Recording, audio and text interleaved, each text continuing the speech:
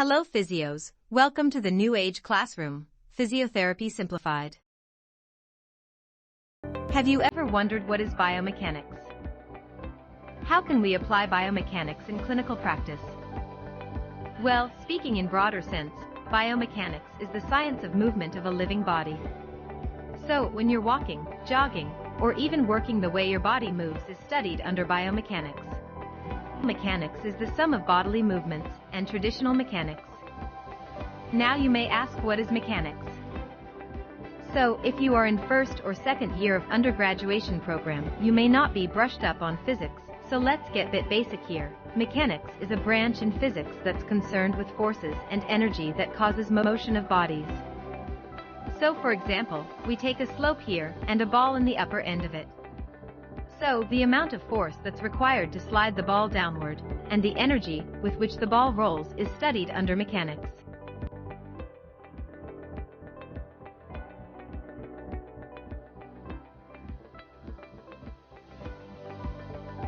Keep in mind that physiotherapy, biomechanics, and physics are all interconnected. Now you should also learn physics as a physiotherapist, because when you understand basic mechanics you can see how it affects everyday motion, what goes wrong in many disorders, and apply it to clinical practice.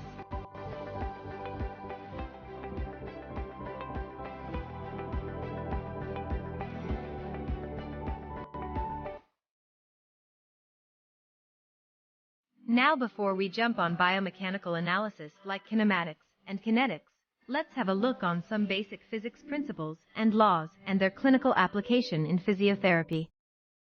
These components are force, Newton's laws, stability and fixation, and levers.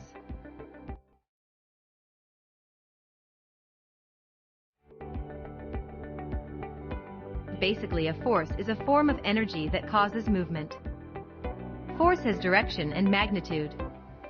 So we can say that force is a vector quantity.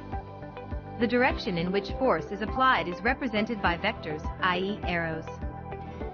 The body of arrow indicates the line of action, while arrowhead indicates direction. If more than one vector is shown, just like here, remember that their length indicates the magnitude of force, i.e. more force means longer arrow. Similar arrows are drawn to show how efficient a muscle is in its action. The rule to remember here is the longer the moment arm, the more force a muscle can produce. We'll discuss this more in levers. Now, let's consider forces acting on the human body. These forces can be either internal or external.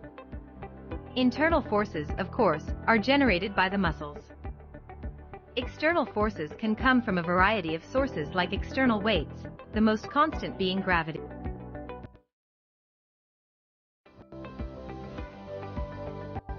Now, as a physiotherapist, why should you be mindful about gravity? Well, the answer is quite simple. Because gravity is one of the consistent and influential forces that humans encounter. The main difference between other forces and gravity is other forces act over area of contact. For example, let's take wedge and ball. Here the ball will face two different types of forces. One that we provided to slide it down, and other that wedge would give, that is, frictional force to the ball. On the other hand, gravity acts on center of mass. This center of mass is also called a center of gravity. Now in a symmetrical object like in a ball, the center of ball is considered the center of mass, or center of gravity.